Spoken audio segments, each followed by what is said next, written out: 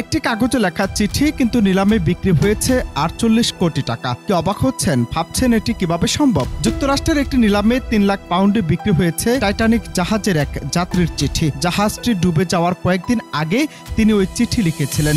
৩ lakh pound অর্থাৎ যার বাংলাদেশি টাকায় ৪৮ কোটি টাকার বেশি।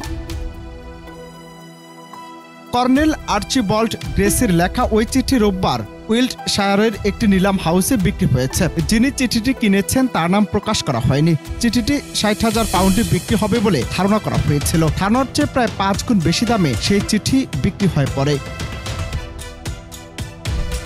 তবে চিঠি সম্পর্কে বর্ণনা করতে গিয়ে বলা হয় সেই চিঠি ভবিষ্যতের কথাও লেখা আছে। চিঠিতে কর্নেল গ্রেসি তার পরিচিত একজনকে টাইটানিক জাহাজ সম্পর্কে নিয়ে মতামত তুলে ধরার পর লেখেন তিনি যাত্রা শেষ হওয়ার অপেক্ষায় আছেন। চিঠিতে তারিখ লেখা হয়েছে ১৯১২ সালের ১০ এপ্রিল। ওই দিন কর্নেল গ্রেসি সাউদাম্পটন থেকে টাইটানিক জাহাজে উঠেছিলেন। এর ৫ দিন পর নর্থ আটলান্টিক একটি বিশাল আকারের বরফখণ্ডের সঙ্গে সংঘর্ষের পর টাইটানিকটি ডুবে যায়।